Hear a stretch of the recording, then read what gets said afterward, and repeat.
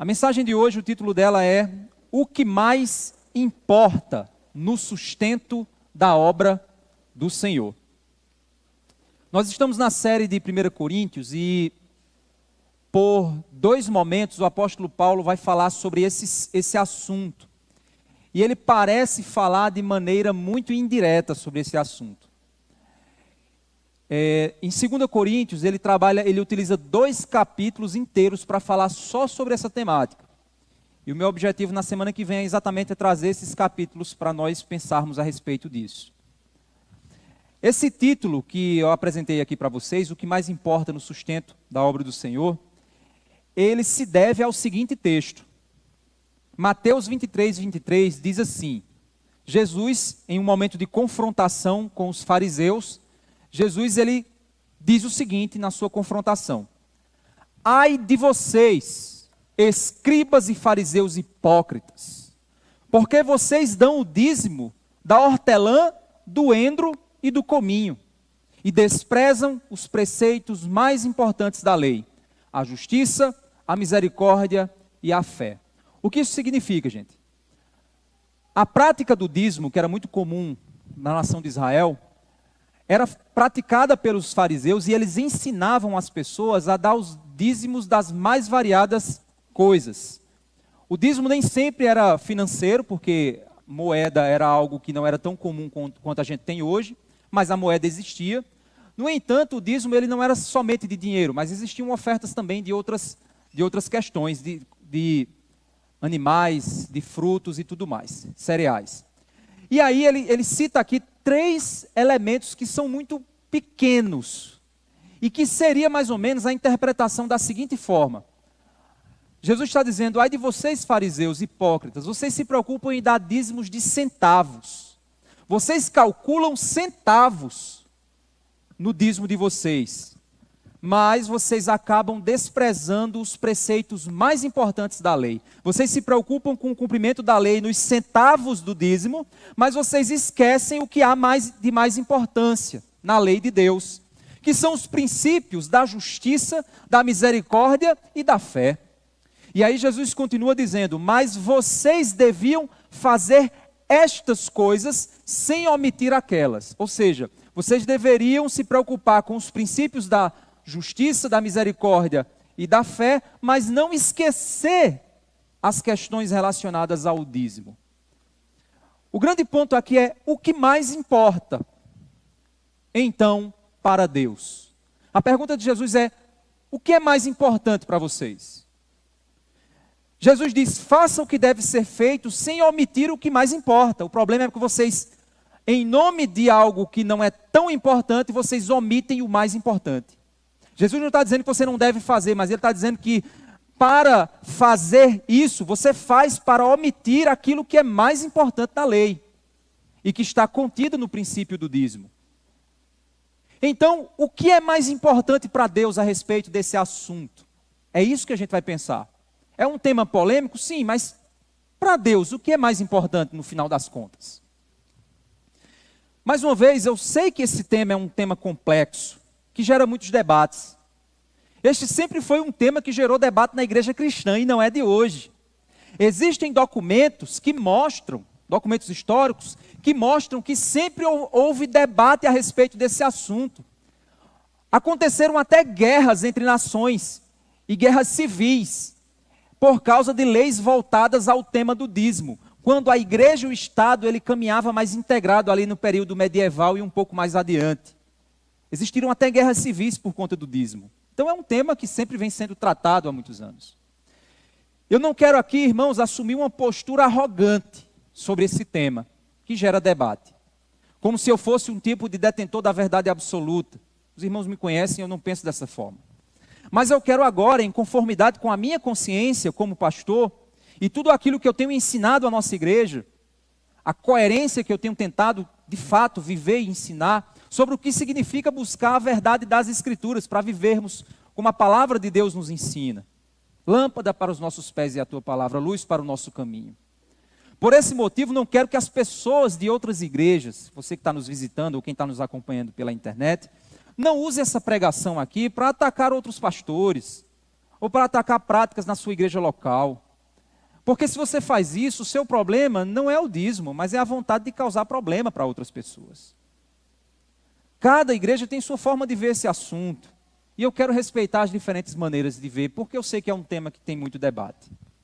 Mas o que eu quero aqui bater fortemente, isso eu não tenho medo de fazer, são contra os abusadores da fé, que afirmam que o dízimo é obrigatório e que sustentam as pessoas por meio do medo, de ameaças usando o nome de Deus, para ganhar dinheiro com o medo das pessoas. Esses são bandidos que usam a fé para ganharem e para enriquecerem. Estes são, na realidade, comercializadores da fé. E não é isso que Deus deseja. E nunca desejou, nem mesmo para a nação de Israel. Porque quando Deus falava do assunto do dízimo para a nação, Ele batia nos sacerdotes levitas e outros que se aproveitavam da fé das pessoas. Em meio às pesquisas que eu fiz nesse último mês, um dos livros do autor Mateus Ortega traz um estudo completo sobre as questões históricas e teológicas a respeito do dízimo. Ele diz o seguinte na introdução do seu livro. Ele diz: a culpa que obriga a dar o dízimo, ou seja, o legalismo, pode ser tão danosa quanto a indiferença que desobriga a dar, um tipo de relativismo. Ou seja, o que ocorre em ambos os casos é uma batalha do coração entre dois grupos. De um lado, os que querem ser louvados por sua generosidade legalista, os orgulhosos e que estão em busca de performance para provar a Deus e aos outros a sua bondade e assim ganhar o amor divino por meio dos seus bolsos. E do outro lado você tem os que querem justificar a sua avareza, a sua idolatria ao dinheiro e não querem contribuir buscando nas Escrituras a desculpa para o seu pecado, para a sua falta de amor ao próximo, para a sua falta de amor à obra de Deus, para o seu egoísmo, para ter somente para si aquilo que Deus deu e que pertence a Ele. Mas no fim, não podemos negar, irmãos, que o ensino bíblico é claro quanto a um assunto: generosidade. Dar com alegria, ajudar os que necessitam, contribuir com a obra e o avanço do reino de Deus, o sustento dos que vivem na pregação do Evangelho e todas as áreas que a generosidade, assim, ela nos chama a participar. A pessoa generosa, ela não é avarenta, não é apegada ao dinheiro, não é egoísta, mas ela deseja ser instrumento de Deus por meio da ajuda, pois ela tem prazer e alegria em ajudar, em fazer parte de algo que ela sabe que é o mover de Deus.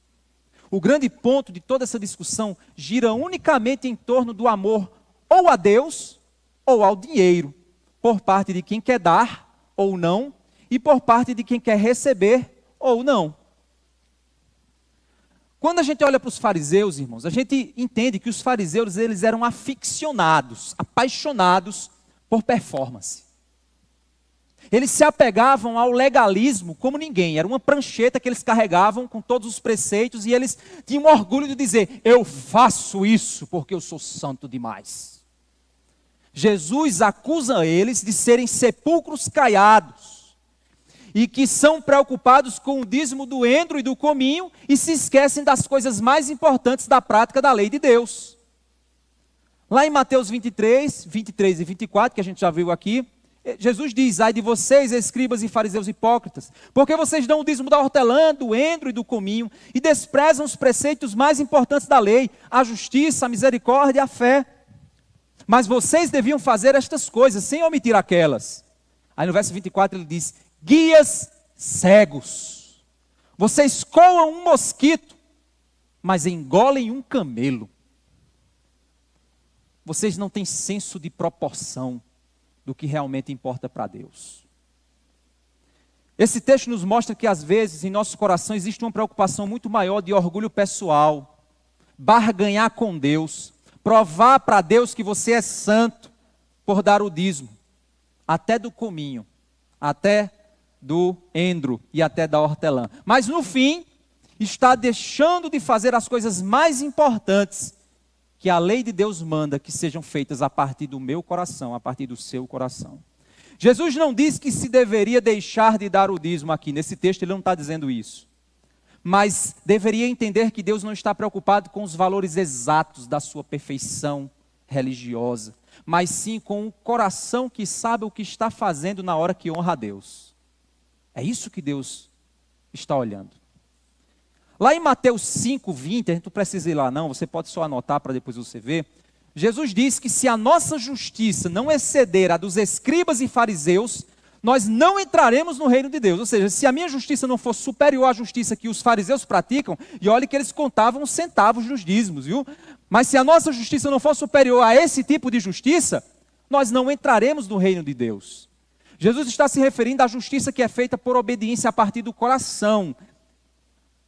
É a obediência que se evidencia externamente porque surgiu de um amor sincero a Deus, de um amor sincero ao próximo, e não de um ato de arrogância religiosa como os fariseus faziam.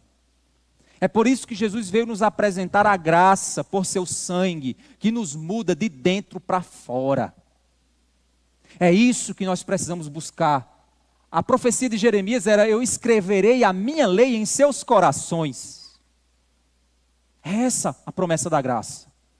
Eu faço porque eu amo, eu faço porque eu quero, eu faço porque é maravilhoso, eu faço porque Deus é bom, eu faço porque eu sou grato, eu faço porque eu adoro, eu faço porque Ele é grandioso, é gracioso, é maravilhoso, eu faço porque Ele é bom demais, eu faço porque eu transbordo. Eu não consigo ficar comigo sozinho, eu transbordo como fonte de água viva. Isso é graça. É isso que nós precisamos buscar do Senhor. Uma mudança que nos faz desejar cumprir a lei a partir do coração, pelo motivo correto. É isso que diferencia um verdadeiro discípulo de Jesus de um mero fariseu legalista. A preocupação externa e religiosa com o valor de um dízimo, contar os centavos, pode esconder o problema real do coração, de quem dá ou de quem não dá. Idolatria a Mamon, é o Deus do dinheiro. A Bíblia chama de Mamon. A questão não é somente dar ou não dar, mas quais fatores de amor, justiça e fidelidade a Deus me fazem desejar ajudar outros com o que eu ganho. Ajudar a obra de Deus ou ajudar pessoas que precisam de apoio. Tem um autor de um outro livro também que eu utilizei nas minhas pesquisas, é o Craig Blomberg. Ele trabalha essa conclusão no livro chamado Nem Pobreza Nem Riqueza, da editora Vida Nova. Ele diz o seguinte, ele conclui o seguinte, isso não é citação direta dele não, é a conclusão de todo um capítulo que ele trabalha. A lei de Israel sempre possuiu no coração de Deus o valor de ser um testemunho de seu reino para as nações. A lei de Deus é um testemunho do amor, da justiça e da fidelidade do coração de Deus para com a sua criação. Deus criou o mundo para que o mundo experimente a justiça, o amor e a fidelidade que são provenientes do coração divino. Nós fomos chamados para revelar, espelhar e espalhar a glória de Deus. E esse Deus, Ele é amoroso, Ele é justo e Ele é fiel e Ele é misericordioso e Ele é provedor. E Ele nos chama a sermos fontes para outras pessoas. Não represas, mas fontes, rios. Deus, Ele sempre quis que sua lei revelasse a sabedoria de Deus. Deuteronômio capítulo 4, verso 5 a verso 8, ele diz assim: eis que eu lhes tenho ensinado estatutos e juízos, como o Senhor meu Deus me ordenou, para que vocês os cumpram na terra que passarão a possuir. Isso é Moisés falando para o povo. Verso 6, portanto, guardem e cumpram essas leis, porque isto será a sabedoria e o entendimento de vocês aos olhos dos povos, que ouvindo todos esses estatutos dirão. O que é que as nações dirão quando verem o povo de Israel sábio por causa da lei de Deus, vivendo essa lei com sabedoria? O que é que as nações vão dizer? O verso 6 ele continua dizendo: as nações dirão, de fato, este grande povo é gente sábia e inteligente, pois que grande nação há que tenha Deus, estão chegados a si como o Senhor, nosso Deus, todas as vezes que o invocamos. E que grande nação há que tenha estatutos e juízos tão justos, como toda esta lei que hoje eu lhes proponho. Até hoje essa lei impacta o mundo ocidental. Até hoje essa lei é admirada por qualquer pensador, qualquer pensador honesto, até o ateu. Você chegar para ele e dizer, não mata por quê? Porque matar é errado. Quem disse isso para você? Matar é errado. Porque as sociedades primitivas matavam, não estavam nem aí. Quem ensinou para você, ateu, que matar é errado? Ah, eu aprendi na sociedade. Quem ensinou a sociedade? Foram as leis. Essas leis vieram de onde? Qual foi a moral que definiu essas leis que nós temos no mundo hoje? Sabe quem? Um monte chamado Sinai. E um cara com as tábuas na mão dos mandamentos. Foi ele que criou tudo isso que a gente entende hoje e que o mundo admira como sabedoria, justiça, amor, bondade, beleza. Tudo isso é manifestação dessa graça que desceu lá naquele monte e que depois entrou em Jerusalém sentado num jumentinho. Essa mesma maravilhosa graça que nos alcançou. Então a nossa vida, o que nós vivemos, o que nós somos, quando nós cumprimos a lei de Deus, nós devemos ser admirados por esse mundo. O mundo tem que olhar para o crente e dizer, nunca vi tanta sabedoria, tanta inteligência, porque o mundo está perdido. O mundo está tentando aí resolver os problemas humanos e estão só melando cada vez mais e piorando cada vez mais. Estava conversando desse com um pessoal e disse, olha, se você pegar 2 homens e pôr numa ilha deserta e voltar 200 anos depois lá, esses homens se amam. Eles se amam romanticamente. Eles querem viver a vida toda juntos um com o outro. Aí você pega eles e põe numa ilha deserta durante 200 anos e volta lá 200 anos depois, você vai encontrar 2 esqueletos abraçados. Pega um homem e uma mulher que se amam. Põe numa ilha deserta. Volta lá 200 anos depois. Você tem uma nação, uma cidade. Olha a diferença. É a criação de Deus. É a vontade de Deus. É a beleza da bondade, da graça, da justiça, da misericórdia, da fidelidade. Então a vontade de Deus sempre foi que nós vivamos a sua lei para manifestar como é bonito. Um casal de idoso sentado num sofazinho com 30, 40, 50 menino, bebezinho, gerações e gerações ao seu redor. Como é bonito isso. Quem nega que isso é bonito? Só se for louco. Só se for louco. Mas o mundo não. Viva sua aventura. Faz o que tu quer. Siga seu coração. Seja feliz. Será que vai ser mesmo a longo prazo? A lei de Deus, ela vem para nos mostrar a bondade, a graça, a misericórdia, a justiça, beleza de Deus, de quem Deus é. No que diz respeito a chegar na verdadeira fé e receber o dom da graça de Deus, a lei, a Bíblia, o apóstolo Paulo usa uma ilustração, que é o que ele chama de aio. O aio é o pedagogo, era um escravo de famílias ricas, que esse escravo ele tinha a função de educar as crianças para transformá-las em pessoas ricas e sábias.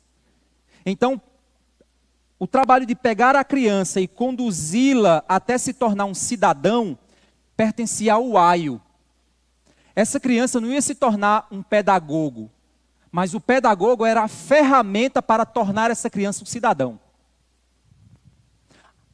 Paulo diz que o aio é a lei, ou seja, a lei ela não vem para te salvar, mas ela vem para te tornar um homem salvo. Ela não vem para te salvar, ela vem para te conduzir ao caminho da salvação. Eu achei interessante uma ilustração que eu vi um autor usando sobre a lei, que ele disse que a lei de Deus poderia ser comparada às rodinhas de bicicleta. Sabe as rodinhas que você põe em bicicleta infantil para a criança não cair e aprender a andar? Chega num momento que ela vai aprender como se equilibrar, e ela vai ter sabedoria, ela vai ter inteligência, ela vai saber controlar direitinho. Vai chegar num momento em que aquelas rodinhas não vão mais ter função. Então só é tirar as rodinhas que ela continua seguindo em linha reta, sem problema nenhum. Você pode até deixar as rodinhas ali, mas elas não vão estar cumprindo muita função. Porque o que ela deveria aprender, ela já aprendeu. Então a lei de Deus é como as rodinhas de bicicleta. Ela veio para nos revelar nosso pecado, nos mostrar a justiça de Deus, nos mostrar que somos condenáveis, para que Cristo venha e nos ensine a andar de bicicleta. Aí não precisamos mais da rodinha.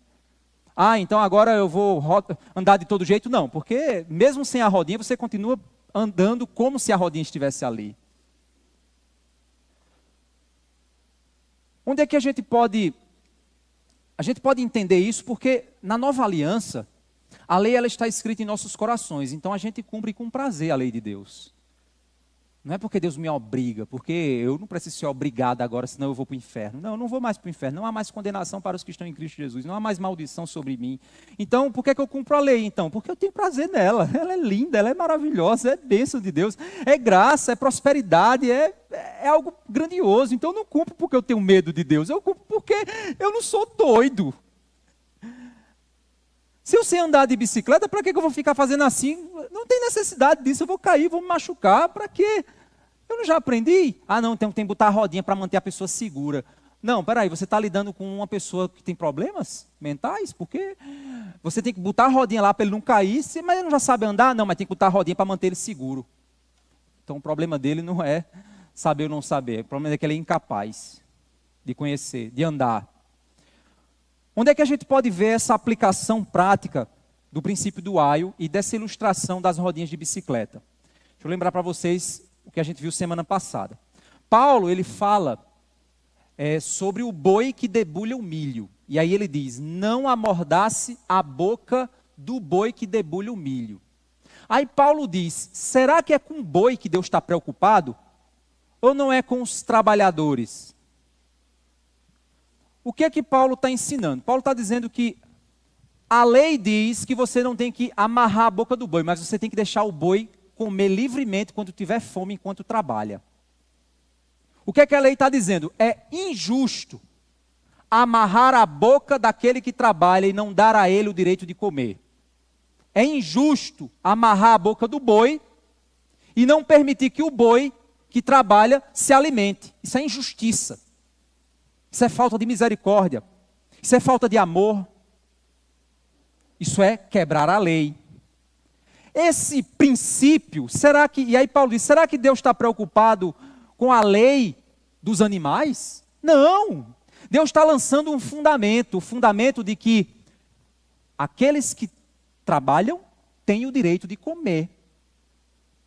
É esse fundamento. Então o que é que Paulo faz? Paulo usa as rodinhas de bicicleta para dizer que não é rodinha de bicicleta no final das contas, é o princípio da justiça para quem trabalha. Esse é o princípio. E Paulo faz isso com maestria. Então você está entendendo que a lei, quando diz algo, ela na realidade está lançando um fundamento moral e não simplesmente ensinando você a não amarrar a boca do boi? O problema é que o fariseu legalista, ele dizia assim, nenhum dos meus bois estão com bocas amarradas. Eu fiz meu checklist e eu verifiquei cada boi e cada boi está com a boca solta para poder comer. Mas o escravo daquele fariseu estava pedindo esmola para poder trabalhar. Mas ele estava cumprindo a lei escrita. Escrita. Do endro e do cominho. Ele estava pegando os centavos e cumprindo exatamente, literalmente, aquela lei ali, na letra. É por isso que Paulo diz, a letra mata, mas o amor edifica. Porque pelo amor, eu olho para o boi e digo, cara, se eu estou preocupado com o boi, por que eu não me preocupo com o meu escravo que está trabalhando e eu preciso alimentá-lo? Não faz sentido. É isso que ele nos ensina. Calvino, quem conhece, né, Calvino, o famoso Calvino, o nome mais motivo de briga do mundo. Calvino, ele em seu ensino, ele ensinou um princípio interessante. Ele disse que toda a lei de Deus, toda lei que você pegar em Levítico, ela se manifesta em 3 aspectos. Toda lei, ela tem o seu aspecto moral, o seu aspecto civil e seu aspecto cerimonial.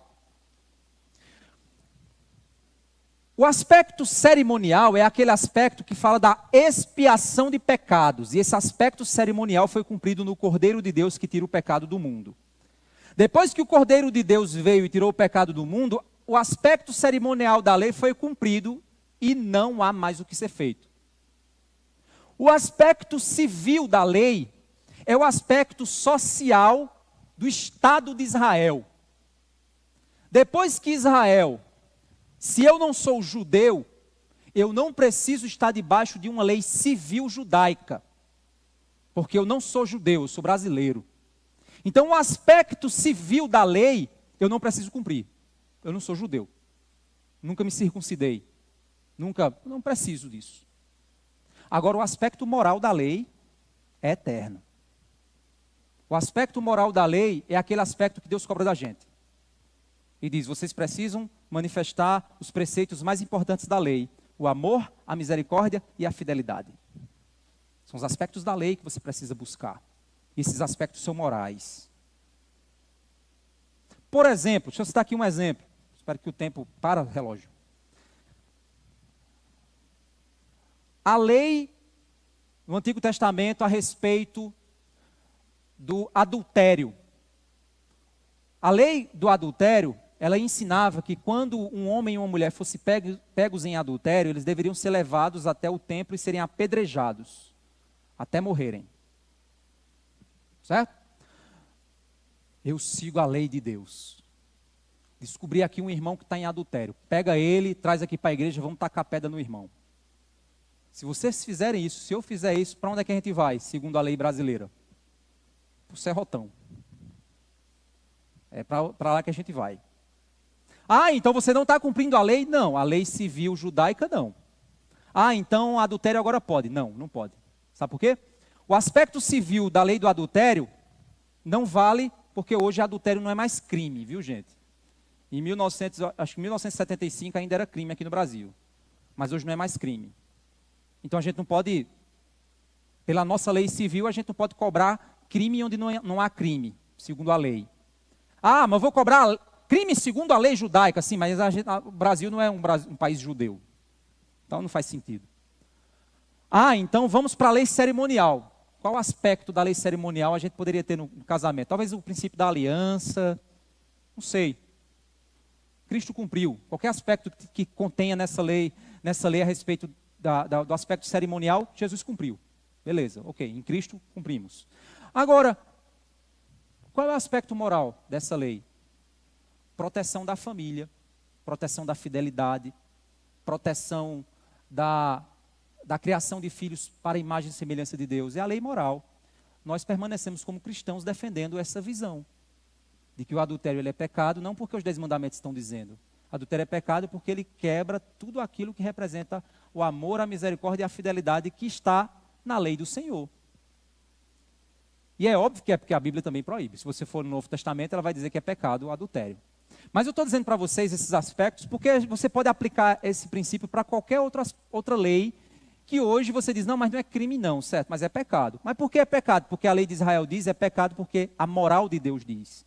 E essa moral está contida na lei. Foi isso que Paulo fez. Ele extraiu o aspecto moral da lei do boi que debulha o trigo e disse, esse aspecto moral torna imoral não pagar salário a quem trabalha.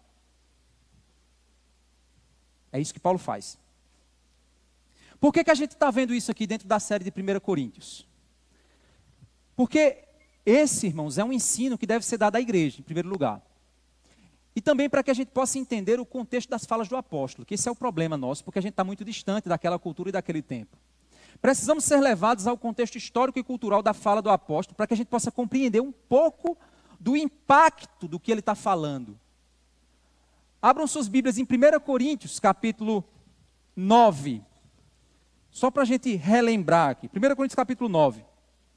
A gente viu na semana passada que Paulo, ele disse que abriu mão do direito de ser apoiado financeiramente pela igreja de Coríntios, pois ele entendia que isso poderia impor algum tipo de dificuldade ao avanço do evangelho naquela igreja, pelas razões que a gente viu semana passada. Se você quer saber quais razões são essas, vai lá no canal da igreja, ou no meu canal do YouTube, e acessa a mensagem da semana passada, você vai saber que razões são essas. Agora Paulo, ele faz uma afirmação importante. Em 1 Coríntios, capítulo 9, verso 13 e 14, vamos ler. Ele diz assim, 1 Coríntios 9, 13 e 14. Vocês não sabem que os que prestam serviços sagrados se alimentam do próprio templo e que os que servem do altar participam do que é oferecido sobre o altar? Assim também o Senhor ordenou aos que pregam o evangelho que vivam do evangelho. De onde vem esse conceito de que os que servem no altar vivem do altar. De onde vem esse conceito que Paulo diz isso? Vocês não sabem que isso acontece? Vamos lá. Primeiro, essa ideia, ela vem, e a segunda ideia, quando ele diz assim, o Senhor ordenou. Vamos tentar entender de onde vem essas duas noções que ele está dizendo aqui. E o Senhor ordenou também. O primeiro fato é que os templos pagãos, eles tinham a prática do recebimento de ofertas e sacrifícios. E essas ofertas e sacrifícios alimentavam os sacerdotes dos templos pagãos, templos gregos e templos romanos. A mesma prática das ofertas e sacrifícios acontecia no templo judaico. Então a coisa mais comum era um sacerdote, sendo judeu, ou sendo um sacerdote de Artemis, da deusa Afrodite, ou qualquer outro, eles viverem dos serviços sagrados. Era muito comum naquela época que isso acontecesse. Então quando Paulo diz assim, vocês não sabem que quem está no altar está vivendo do altar? Então, tanto no modelo greco-romano, como no modelo judaico, o conceito ficava muito claro na cabeça de quem ouvia Paulo falando disso.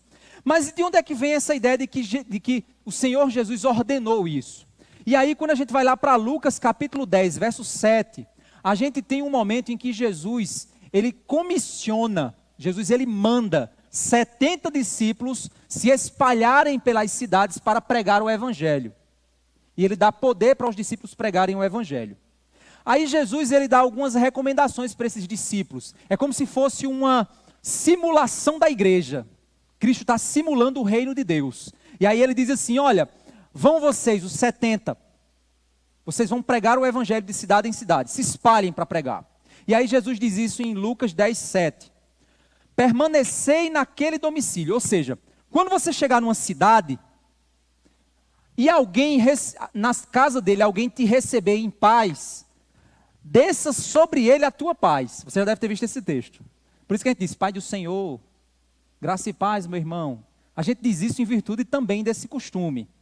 Então, se você é missionário, chegou numa cidade, e foi para uma casa, bateu na porta e foi pregar o evangelho para a pessoa, e a pessoa te recebeu, shalom, aí você, shalom, a paz seja com você.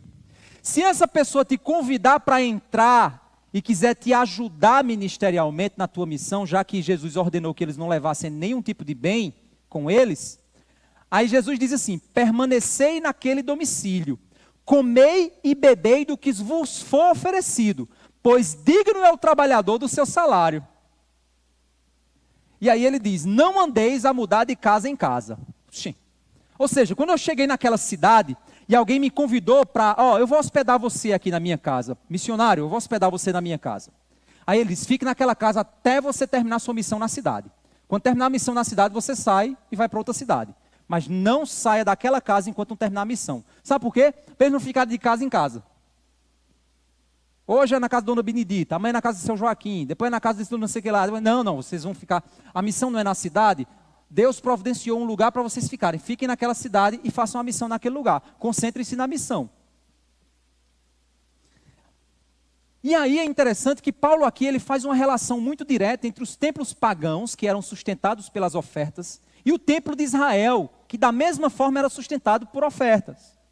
Assim como Jesus ordena que os que vivem da pregação do evangelho, que devem ser alimentados pelo evangelho que eles pregam. Ou seja, eles são alimentados pelo que o evangelho requer que seja oferecido a Deus em seu serviço de pregação. Se os pagãos sustentavam seus lugares de serviço e adoração, se os judeus sustentavam os sacerdotes e os levitas, no mundo judeu, o recebimento de ofertas pelos serviços sagrados, ele também acontecia. E até era determinado por lei. No mundo greco-romano, funcionava de maneira semelhante nos templos para sustento dos sacerdotes por seus serviços sagrados. E no mundo grego, era muito comum uma outra forma também de sustento. O pesquisador Blomberg, ele diz assim, que existiam grupos de professores e filósofos que davam palestras públicas, aulas particulares, e eles então levantavam recursos para seus ministérios itinerantes de filosofia. Isso também era muito comum no mundo grego, certo? No mundo judaico não, no mundo grego, porque para os judeus quem sustentavam eles era o templo. Mas para o mundo grego existiam os filósofos, professores, que eram sustentados por algo que eles levantavam. Eles eram como se fossem filósofos missionários, era muito comum que isso acontecesse. Esses professores filósofos, eles tinham 4 formas de sustento que eles levantavam. A primeira forma de sustento deles era através da busca por um patrono. O que era um patrono? Era uma pessoa rica, um empresário, alguém que tinha dinheiro, que sustentava aquele filósofo para que aquele filósofo pudesse dar suas palestras e aulas. Ou então ele era contratado para dar aulas particulares para os filhos dos ricos. Em segundo lugar, você tinha uma forma também, que a ideia de cínico que a gente tem, não é aquela ideia de cínico que a gente tem no português, mas os filósofos cínicos eram filósofos que tinham uma certa linha de pensamento. E eles então praticavam a mendicância. O que era isso? Para serem filósofos, eles saíam nas ruas pedindo dinheiro. Eu sou filósofo, me ajuda aqui. Eu sou filósofo, me ajude no meu ministério. Os cínicos pensavam dessa forma. E um quarto grupo de filósofos, eles trabalhavam com outra fonte de renda, o que para os gregos era como se o professor não fosse bom o suficiente. Isso, ou seja, ele não era honrado financeiramente. Se o cara não tinha um ricão para bancar ele, se ele não tinha ninguém e ele tinha que mendigar, então, peraí, alguma coisa está errada com esse professor. Então era algo desonroso para ele. Sem contar que no ambiente grego, fazer trabalhos manuais era visto como coisa de gente pobre sem instrução. Para os gregos, trabalhos manuais era desonroso, principalmente para um filósofo. Porque gente inteligente estava lá no topo falando e ganhando dinheiro com sua fala. E isso era muito comum no mundo grego. Agora, imagina, era nesse ambiente que Paulo mostra que ele era alguém que precisou trabalhar entre os coríntios devido à falta de reconhecimento deles. Isso levava ele a se humilhar como professor e ao mesmo tempo ele mostra que recebeu de outras igrejas para poder servir naquele lugar. Estão vendo como a nossa visão moderna às vezes incapacita a gente de perceber o peso da defesa de Paulo quando ele diz assim: eu não estou recebendo de vocês, vocês não estão me honrando. E aí por que Paulo ele faz isso? Ele faz isso para trazer sua defesa. No fim ele ainda diz que não está fazendo isso para que eles se constranjam em sustentar ele, mas para que eles tenham cuidado com os outros professores, que apenas queriam dizer o que o povo queria ouvir para ganhar dinheiro, os tais superapóstolos. Olha o que estava acontecendo, gente. Quando as igrejas cristãs começaram a surgir, palestrantes motivacionais e filósofos itinerantes começaram a perceber uma chance de ganhar dinheiro. Tá, rapaz, interessante. Ali tem um lugar onde o povo se reúne para ver um caba falando, né? Vou virar cristão. Aí o filósofo que queria ganhar dinheiro, não queria mais ficar itinerante, entrava dentro. Então esses filósofos começaram a entrar dentro da igreja de Coríntios e falar o que o povo queria ouvir. E o povo dava dinheiro a eles para eles falarem palavras bonitas. Isso parece diferente dos dias de hoje? Vejam as igrejas mais ricas, quem fala o que fala. Veja as igrejas que pregam a Bíblia, como é difícil às vezes você pagar as contas. Por quê? Esses caras falavam o que o povo queria ouvir, mas Paulo não. Ele falava o que precisava ser dito. Aí os ricões da igreja diziam assim: vamos dar dinheiro a Paulo não, para ver se ele vai embora. Aí Paulo diz: não, mas não precisa receber não. Eu vou continuar aqui pregando e você não precisa me pagar nada não. É isso que Paulo faz. E aí por isso que Paulo está argumentando. Porque Paulo, o Blomberg, ele diz assim: Paulo queria deixar claro que ele não tinha rabo preso com ninguém. Era isso que Paulo queria dizer. Por isso que eu digo aos meninos aqui que querem fazer seminário e querem caminhar na direção pastoral, eu digo a eles: façam um curso superior fora da área eclesiástica. Tenham uma formação. Porque se você estiver numa igreja e a igreja começar a fazer esse tipo de coisa, você diz o seguinte: beleza, Não preciso do sustento de você. Se você quiser que eu continue pregando, eu vou continuar pregando, mas eu não tenho medo de você me mandar embora. Mas eu vou dizer o que precisa ser dito. Paulo não tinha então esse rabo preso com ninguém. Paulo estava dependente apenas de Deus e por isso ele podia falar a verdade sem temor nenhum. D.A. Carson comenta, concluindo, que a visão que Paulo defende é que as igrejas não pagavam pelos serviços dos seus ministros, como se fosse um tipo de razão comercial de troca. Mas a igreja que tinha visão, ela se dispunha a fornecer os recursos necessários para que aquele ministro ou aqueles ministros pudessem servir a Deus com liberdade de consciência e provisão de vida. Então a igreja não paga por um serviço, a igreja fornece condições para que o servo faça a obra de Deus. É isso que é a realidade. Blomberg, ele conclui dizendo o seguinte: se em determinada cultura ou subcultura o recebimento de ofertas for empecilho ou escândalo para o evangelho, ou se uma comunidade for muito pobre para apoiar o trabalho do seu ministro, não há problema nenhum no mesmo trabalhar, sendo apenas que ele vai ficar sobrecarregado. Mas não vai ser impedimento para ele, no sentido de que ele pode fazer aquela obra lá e ter o seu trabalho. Mas ele poderia também ser apoiado por outras missões e outras igrejas, para que ele possa, de modo desprendido, fazer a obra naquela igreja que é pobre. Portanto, para que a gente possa compreender o que significa na mentalidade daquela época, essa lógica que Paulo usou, precisamos ser transportados para a compreensão histórica e cultural daquela época, para a gente evitar cair no erro de que as nossas opiniões atuais se infiltrem na compreensão do que Paulo está querendo dizer. É por isso então que a gente vai usar esse tempo final para estudar a teologia bíblica do dízimo, segundo a visão judaica. A gente já entendeu a visão dos filósofos gregos, a visão dos templos pagãos e a gente tem a visão dos templos judaicos. No templo judaico, qual é a visão então do que a Bíblia ensina sobre isso?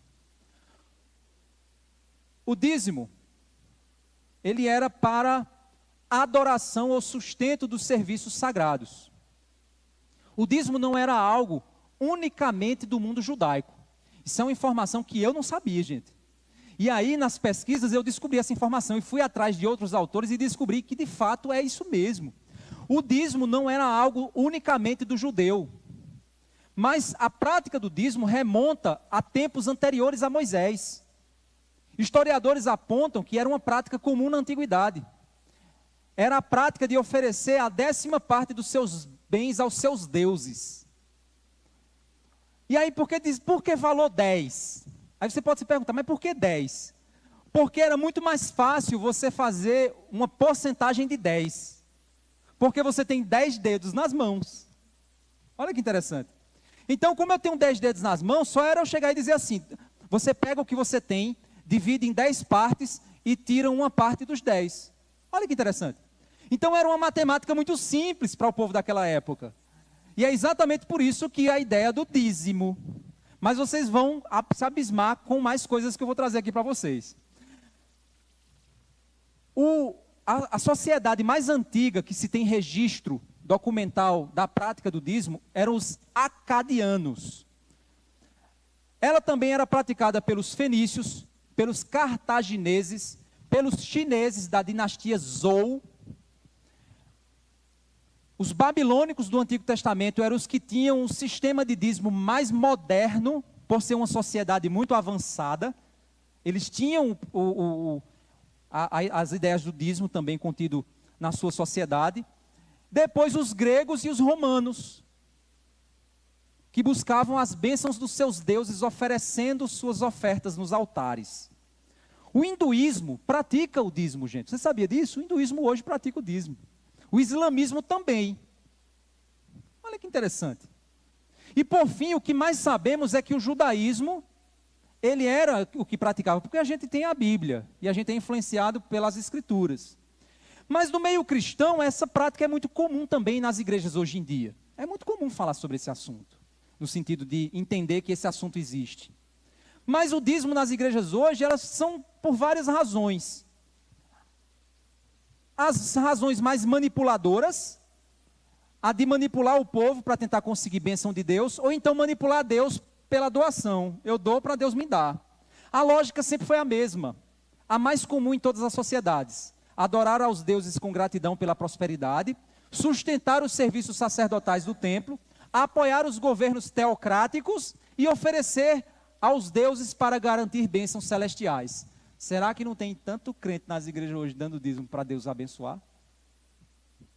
Será que esse dízimo não é pagão? É pagão. É uma prática pagã. Dá para ser abençoado. É a prática que Jesus condena. É a prática que Deus condena no Antigo Testamento. Dá para receber. Então a gente às vezes está praticando aquilo que todas as nações pagãs que tinham seus falsos deuses praticam. Porque a gente perdeu a noção do que realmente importa quando a gente faz isso.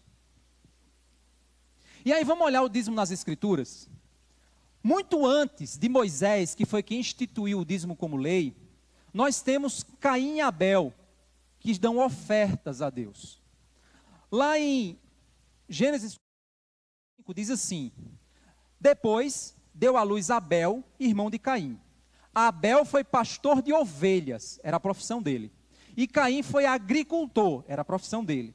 Aconteceu que ao fim de um certo tempo, ninguém sabe quanto tempo foi, Caim trouxe do fruto da terra uma oferta ao Senhor. Caim trouxe do fruto uma oferta. Abel, por sua vez, trouxe das primícias. Isso o texto mostra que Abel trouxe com preocupação de oferecer o melhor a Deus. Trouxe das primícias do seu rebanho e da gordura destes. A gordura obtida dos animais era um produto caro, tanto para alimentação, como também para produzir itens de limpeza. Como hoje, também a gente tem gordura animal para produzir determinados cremes. Eu sei que isso hoje é meio contra, né? Porque você está usando animais, eu penso, mas era muito comum você obter. E aí, Abel oferece do que tinha de mais caro e do melhor. O texto diz: o Senhor se agradou de Abel e de sua oferta, mas de Caim e de sua oferta não se agradou. Caim ficou muito irritado e fechou a cara. E você sabe o que foi que Caim fez depois? Matou o irmão. Ou seja, você vê a oferta proveniente do seu trabalho é oferecido como adoração para agradar a Deus, como fruto da sua gratidão e do seu amor pelo Senhor. Logo mais à frente a gente tem uma outra figura, Abraão. Lá em Gênesis 14, 17 a 20, nós vemos o seguinte: quando Abraão regressava depois de derrotar Quedorlaomer, depois de derrotar Quedorlaomer, e os reis que estavam com ele, o rei de Sodoma foi ao encontro dele no vale de Savé, que é o vale do rei. Melquisedeque, rei de Salém, ninguém sabe quem é esse cara, de onde ele veio, para onde ele foi. É tanto que o autor de Hebreus diz que ele prefigura Cristo, porque ninguém sabe de onde ele veio, para onde ele foi, então ele é um sacerdote que não tem descendência. Ninguém sabe quem era esse cara. Aí esse cara aparece, o rei de Salém, Jerusalém. Já ouviu falar disso aí? Pois existia um sacerdote da terra de Salém. Ninguém sabe onde é esse lugar também. E esse cara chega. E aí, o verso 18 diz que ele era sacerdote do Deus Altíssimo. Nem Moisés existia. Como é que esse homem agora é sacerdote? Como é que esse homem... De onde veio a ideia de que ele era sacerdote? Ninguém sabe. Está registrado. O verso 19 diz que esse sacerdote abençoou Abraão e disse: Abraão, seja abençoado pelo Deus Altíssimo, que criou os céus e a terra. E bendito seja o Deus Altíssimo, que entregou os adversários de você nas suas mãos. E Abraão deu a Melquisedeque o dízimo de tudo. Olha que interessante. Muito antes da lei. Era o dízimo dado a um sacerdote como ato de adoração a Deus e gratidão pela vitória obtida. Jacó foi outro cara que fez isso. Só que o que é que acontece? É necessário você entender que a narrativa bíblica, ela não está preocupada em dizer para você se o que o personagem fez é certo ou errado. A narrativa bíblica não está interessada nisso. Ela está interessada em narrar o fato. Você interpreta com base nas outras escrituras, certo? Jacó, ele fez uma ação aqui que não está correta, mas ele fez o que ele achava que tinha que fazer. Até Moisés lá na frente legislar e definir para que era que o dízimo deveria servir. Mas Jacó fez o quê? Jacó. Lá em Gênesis 28, do 20 ao 22, diz assim: Jacó fez também um voto dizendo: se Deus for comigo e me guardar nessa jornada que empreendo, e me der pão para comer e roupa para vestir, de maneira que eu volte em paz para a casa de meu pai, então o Senhor será o meu Deus, e a pedra que pus como coluna será a casa de Deus. É claro que isso não virou a casa de Deus, né, gente? A gente sabe disso, que Deus não mora em casas e o templo era o lugar onde era para ser adorado. E de tudo o que me concederes, certamente te darei o dízimo. O dízimo não era algo definido porque Moisés ainda não existia. Mas esses 3 casos nós vemos ofertas e dízimos definidos aqui. E aí vem, de onde vem então essa ideia? É isso que você precisa entender. Era uma ideia comum na sociedade daquela época. Não é comum para a gente que fica encontrando desculpa, mas era uma prática extremamente comum para sustento de todo e qualquer serviço religioso. Ok? Agora vamos pensar sobre como o dízimo foi estabelecido pela lei de Israel. Aí mais à frente a gente tem Moisés estabelece como então o dízimo deve acontecer. É necessário a gente pensar que Israel era um estado teocrático. O nosso estado ele é democrático, é o poder do povo. A gente sabe que numa ditadura não é poder do povo, né? Mas no estado democrático é o poder do povo. O estado teocrático é o poder religioso que domina o estado e que administra o estado. Então é assim, ó. Toda vez que o estado é administrado pelo poder religioso é uma teocracia. O mundo islâmico tem muitas teocracias. O estado de Israel era uma teocracia, até que se tornou uma monarquia teocrática. Quando vieram os reis, certo? Guarda isso na tua cabeça. Como estado teocrático, quem administrava a nação eram os sacerdotes e levitas. Era quem administrava o bem público da nação. Então, Números 18, 21, 23 diz assim: aos filhos de Levi dei todos os dízimos em Israel por herança, pelo serviço que prestam, serviço da tenda do encontro. Os levitas e sacerdotes prestavam os serviços religiosos. Eles não tinham direito a ter terras para trabalhar. Então as outras 11 tribos tinham terras para trabalhar. E as terras que essas tribos tinham produzia riqueza. E o sustento que essas tribos tiravam da terra oferecia a 10ª parte aos levitas, para que os levitas pudessem fazer o serviço de administração eclesiástica do bem público e administração sacerdotal do templo.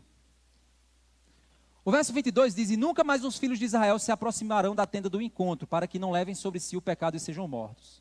Mas os levitas farão o serviço da tenda do encontro e responderão por suas faltas. Este é um estatuto perpétuo para todas as suas gerações. Os levitas não terão nenhuma herança no meio dos filhos de Israel. Eles não terão terras. Eles não terão direito de trabalhar na terra. As outras nações terão, mas eles não. O trabalho deles vai ser o templo. Deus determina isso. Depois que a nação entrou na terra prometida, os levitas e sacerdotes continuaram sem terras para trabalhar, sendo exclusivos para os serviços do templo. Depois do exílio, que Israel volta do exílio, Neemias corrige a adoração.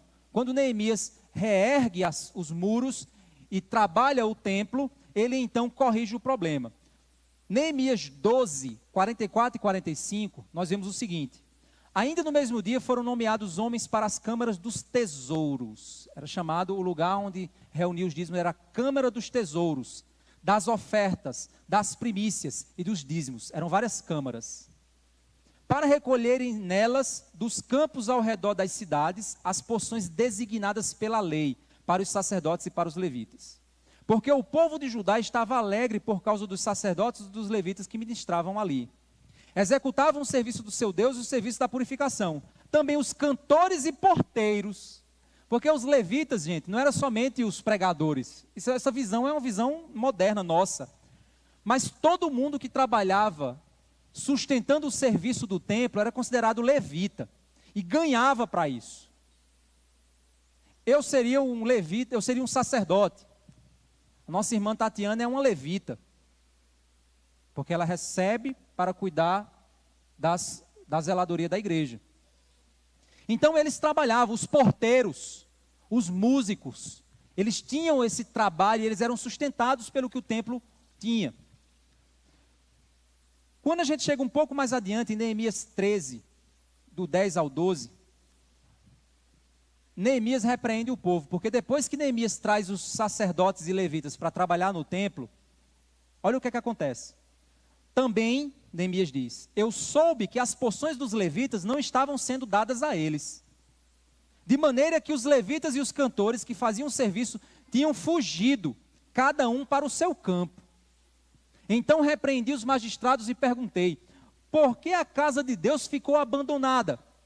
Reuni os levitas e os cantores e os restituí aos seus postos. O povo começou a deixar de dar as ofertas ao templo. Os levitas começaram a passar fome. Aí disseram, sabe uma coisa? Eu vou arrumar um trabalho, porque não está chegando oferta aqui para nós. Aí Neemias repreende e diz, por que essa negligência com a casa de Deus? E aí ele chama então de volta e restitui. Quando a gente fala de dízimo na lei, eu não tenho tempo aqui para trabalhar todos os textos sobre dízimo, certo? Mas se você quiser, eu posso te oferecer a recomendação para você poder buscar e fazer a sua leitura. Existiam 4 tipos de dízimos definidos por lei.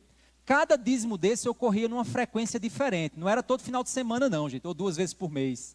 Mas a gente faz às vezes porque a gente recebe 2 vezes por mês, ou recebe 1 vez por mês. Não era assim que funcionava, viu gente? Eram dízimos, 4 tipos de dízimo, cada um com uma frequência diferente. E tinham outras taxas menores. Lembra aquela que Jesus fala da dracma que tira da boca do peixe? Aquilo ali é uma taxa paga ao templo. Existia primeiro o dízimo para os levitas, que era trazido pelo povo ao templo, assim como as ofertas para o altar. Em segundo lugar, existia o dízimo dos levitas, que os levitas davam para os sacerdotes, que era o chamado dízimo dos dízimos. Existia o terceiro, que eram os dízimos das festas, trazidas para a realização das festas, ou seja, o que acontecia? Existiam festas anuais em Israel. Existia um princípio da lei que dizia, quando vocês vierem para a festa dos tabernáculos, vocês vão trazer ofertas. E essas ofertas vocês vão trazer para comer na festa. Sabe aquele momento de comunhão que a gente pede aos irmãos, irmão, cada um traga uma coisinha para a gente poder festejar? É mais ou menos a mesma coisa. Então eles vinham e traziam dos seus bens para comemorar como nação durante as festas anuais, que eram várias. E tinha também, nesse tipo de dízimo, dízimo das festas, qualquer pessoa que se declarasse pobre aos levitas, era liberada desse dízimo. Ou seja, os pobres vinham comer nas festas, sem precisar trazer o dízimo. Esse tipo de dízimo aqui. Eles eram liberados. E tinha um outro dízimo, que era o dízimo dos pobres. Era um dízimo que era recolhido a cada 3 anos na casa do tesouro. E isso que foi recolhido na casa do tesouro, os sacerdotes e levitas administravam para distribuir para os pobres e necessitados da nação. Existia também uma lei que dizia que aqueles que recolhessem, os agricultores que recolhessem mantimentos, aquilo que caísse durante o recolhimento, eles não podiam pegar do chão, eles tinham que deixar para os pobres se recolherem. Lembra o livro de Ruth? Pois é isso que acontece lá. No fim, se fosse feita uma relação de cada um desses dízimos, se fosse feita uma conta matemática de cada um desses dízimos, sabe quanto chegaria, que valor chegaria se você fosse fazer uma conta matemática e juntasse todos esses dízimos num pacote só, para ver o que cada família deveria dar? O dízimo seria 23%. Está vendo que interessante? Então não é assim uma regra matemática simples de 10ª parte. Era a 10ª parte de cada área pedida para festas, para pobres, para... Por que isso acontece? Exatamente porque Israel era uma teocracia, gente. Como é que a gente hoje ajuda os pobres? Como deveria, né? Pagando imposto. Não é assim? Deveria. A gente paga o imposto, aí o governo pega o imposto. Se você se acidentar, o INSS vai te cobrir.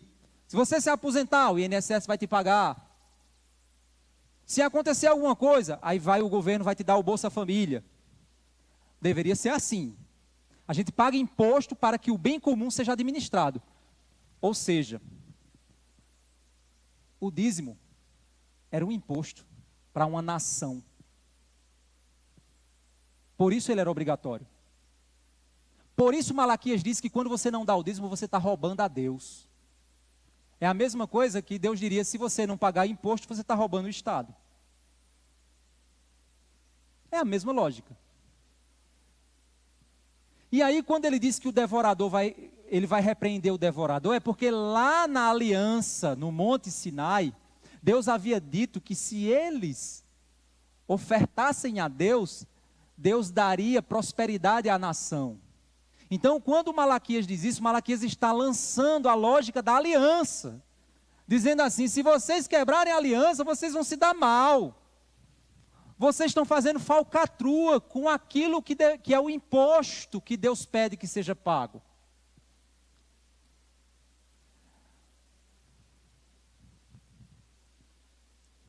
Malaquias diz, trazei todos os dízimos à casa do tesouro para que haja mantimento na casa de Deus.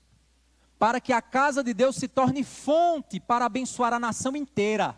Porque é uma teocracia. A casa do tesouro, o banco central de Israel era o templo. E o templo então, por meio dos sacerdotes e levitas, se tornaria fonte para abençoar o povo de Deus com amor, justiça e fidelidade. Se você entendeu isso, meu irmão, você entendeu a visão de dízimo. Mais na frente, Paulo vai falar em 1 Coríntios 16, do verso 1 ao 4, ele vai dizer que todas as ofertas devem ser recolhidas no primeiro dia da semana. Vai lá e depois vai lá. 1 Coríntios 16, do 1 ao 4. Paulo diz, todas as ofertas devem ser recolhidas no primeiro dia da semana. Mas espera aí, é oferta ou é dízimo? Aí você vai estar se perguntando. Quando a gente chega no Novo Testamento, irmãos, não vemos nenhuma ordem direta para que as igrejas recolham dízimos, como se a igreja agora fosse uma teocracia. Por isso que você não vai ver isso, porque a igreja não é a nação de Israel. Nós não somos judeus, nós somos brasileiros. Mas o que vemos, na realidade, é uma comunidade chamada a viver os princípios da lei, cuidar uns dos outros e usar os seus recursos para fazer a obra de Deus avançar, sustentando os trabalhadores dessa obra e sustentando as suas práticas de reunião e adoração, como Paulo diz que acontecia nos templos pagãos, acontecia nos templos. Então, por que o trabalhador não é digno do seu salário? Entendeu agora a lógica de Paulo? O que vemos de maneira mais clara é a denúncia de Jesus contra os fariseus que se preocupavam com o legalismo da lei e esqueciam de exercer o amor, a justiça e a fidelidade. Nós vemos Paulo mostrando que muitos negligenciavam o sustento das missões da igreja e que precisavam entender que Jesus ordenou que os que pregam o evangelho, que vivam do evangelho. Nós vemos as comunidades de fé se apoiando em suas necessidades para que não existissem pessoas passando fome no seu meio. Não é simplesmente dar dinheiro à igreja, gente. É o povo de Deus exercendo a justiça, o amor e a fidelidade. Anos depois, as igrejas cristãs que faziam parte do Estado começam a exigir dízimo. Ali o período, você tinha igreja anglicana, você tinha algumas igrejas que começavam a praticar, porque o Estado caminhava junto com algumas igrejas. E aí o dízimo passava a ser uma coisa legal do Estado. Hoje o que nós temos é um Estado separado da igreja e que tem seus programas sociais de ajuda aos pobres. Se funciona, se não funciona, aí é outra história. Mas no fim, será que por causa disso a igreja deve deixar de entender que o que mais importa é o amor, a justiça e a fidelidade para com os que precisam e para com a obra de Deus? No fim, eu quero então que você pense que o problema, meu irmão, sempre foi a disputa entre dois deuses. O Deus verdadeiramente provedor, que nos chama a usar as provisões que Ele nos dá e os nossos recursos para ser bênção para outros. E o Deus Mamon, que torna as pessoas egoístas e que usam o dinheiro para seu próprio prazer, seu próprio poder. No fim, não é uma questão de dízimo, mas é uma questão de, você tem sido instrumento de Deus a usar suas posses para ajudar outros, para apoiar a obra de Deus e para a realização dos serviços sagrados ao Senhor? Abel, Abraão, Jacó entenderam isso, muito antes da lei. Israel, como Estado, foi ensinado pela lei como as provisões deveriam ser usadas para fazer a vontade do Senhor como nação. Mas agora, na época em que a igreja foi chamada a superabundar pela graça, generosidade, exceder aquilo que os escribas e fariseus não conseguem, não pelo peso da lei, não é o peso da lei, é o amor, a justiça e a misericórdia que a lei nos ensina. Será que Mamon não continua sendo o Deus de muitos corações? É por isso que Jesus veio nos libertar, irmãos. 1 Coríntios 9, 12 a 16 diz assim, Paulo diz assim: se outros participam desse direito sobre vocês, não temos nós em maior medida? Entretanto, não fizemos uso desse direito, pelo contrário, suportamos tudo, para não criarmos qualquer obstáculo ao Evangelho de Cristo. Vocês não sabem que os que prestam serviços sagrados se alimentam do próprio templo, e os que servem no altar participam do que é oferecido sobre o altar? Assim também o Senhor ordenou aos que pregam o Evangelho que vivam do Evangelho. Paulo não está abolindo nada aqui. Paulo está dizendo, você não tem que cumprir porque a lei está dizendo, você tem que cumprir porque você tem que amar, porque você tem que ser misericordioso, porque você tem que ser fiel à vontade de Deus, porque você tem que querer participar daquilo que é lógico, não amordace o boi que debulha o trigo. Se você participa de uma igreja, se você tem um ar-condicionado, se você tem uma lâmpada, se você tem um pastor que trabalha nisso, e você não participa daquilo que é a necessidade da comunidade, do avanço do reino, você está falhando com o princípio do amor, da fidelidade e da justiça. Você está sendo injusto, você está sendo infiel. Não é questão de lei nem de devorador, é questão de amor a Deus e ao próximo.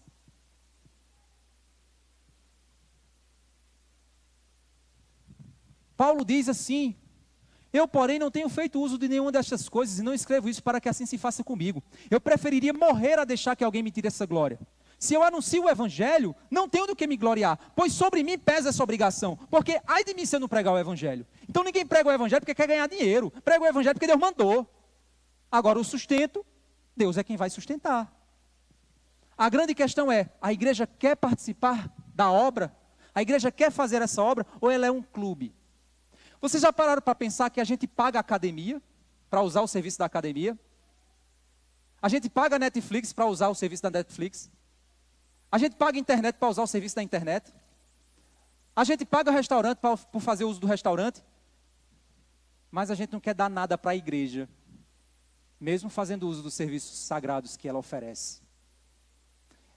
Por que a igreja no fim é que sofre? Se para o teu conforto, para a tua academia, para as tuas necessidades pessoais, tu paga. E por que a igreja não pode, então, ser beneficiada daquilo que ela oferece a você? O problema não é pagar o dízimo não, irmãos. O problema é a falta de consciência das pessoas, a idolatria do coração humano. Eu não quero aqui, assim como Paulo, pedir dinheiro a ninguém, pelo amor de Deus. A Bíblia diz que a gente tem que trabalhar na pregação da palavra e a consciência que o Espírito Santo produz em você é que vai dizer para você se você está sendo amoroso, fiel e justo. Você está sendo justo com aquilo que está edificando sua vida? Você está sendo fiel com aquilo que a igreja precisa para pagar suas contas? No fim das contas, é uma coisa pessoal tua. Sabe por que aqui na igreja a gente não tem a prática de pegar o nome de ninguém e ficar olhando? Tem igreja que tem essa prática. Sabe por que a gente não tem? Porque eu não estou nem aí com isso. A gente não está nem aí com isso. É uma coisa tua com Deus. É uma coisa sua com Deus. Porque se eu chegar aqui com um discurso de que você tem que fazer, porque senão o devorador vai vir, eu estou produzindo legalismo no teu coração. Você não está superabundando. Você não está sendo gracioso, você está sendo legalista. Tem gente que chega para mim e diz, pastor, tem que falar assim do dízimo, porque... Às vezes é o legalista que faz isso. Já tem outro que diz, pastor, tem que ensinar que dízimo não é coisa do Novo Testamento, porque aí é o amarrado. Mas eu tenho certeza que a conta de luz, que inclusive veio mais alto porque a gente teve usando uma semana, ela vai vir. A gente estava pagando R$ 180, se eu não me engano. Já veio para 327. E aí? Como é que vai ser? Não, não vou dar nada não. Tá certo. Então, no mês que vem a gente desliga a luz. A Energisa vem em corte e diz, aquela igreja ali é trambiqueira. É assim que a gente funciona? Então você está vendo que a prática ela não tem nada a ver com a lei, nem a obrigação. Não é uma coisa sua de barganhar com Deus. É uma coisa de consciência, baseada no amor, baseada na fidelidade, baseada na justiça. Se você acha, eu vou dar X, você acha justo, fiel e amoroso? Ou você é um amarrado? Já parou para pensar nisso? Eu calculo os centavos, pastor, para ser justo. Então você dá o dízimo do endro e do cominho. E esquece os preceitos da misericórdia e da fidelidade. Você dá, mas Deus não recebe. Mesmo que você dê até os centavos, mas Deus não recebe. Porque Ele não está interessado no teu dinheiro. Ele está interessado na tua consciência, no teu amor, na tua justiça, na tua misericórdia, na tua fidelidade. Ele está interessado que você funcione como instrumento dEle. Você quer ser instrumento de Deus? Então, o dízimo vale para os dias de hoje ou não, pastor? Aí eu pergunto a você. Faça igual a Jesus. Jesus respondia pergunta com pergunta, né? Era interessante. Ele respondia pergunta com pergunta. Então me responda. Não, deixa eu fazer uma pergunta para você. Será que isso é o que mais importa para Deus?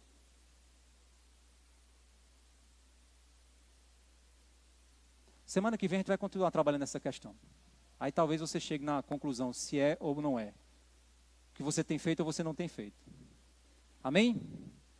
Depois do devorador tentar devorar o microfone, a gente conseguiu finalizar a mensagem. Vamos ficar de pé, irmãos?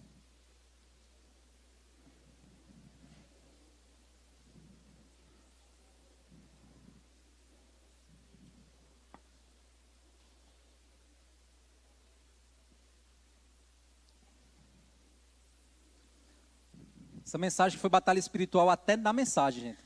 Vocês não sabem o quanto eu tenho batalhado espiritualmente nessa mensagem durante os estudos. Os irmãos aqui, as lideranças, os diáconos sabem o quanto é a batalha para a gente pregar a palavra, né?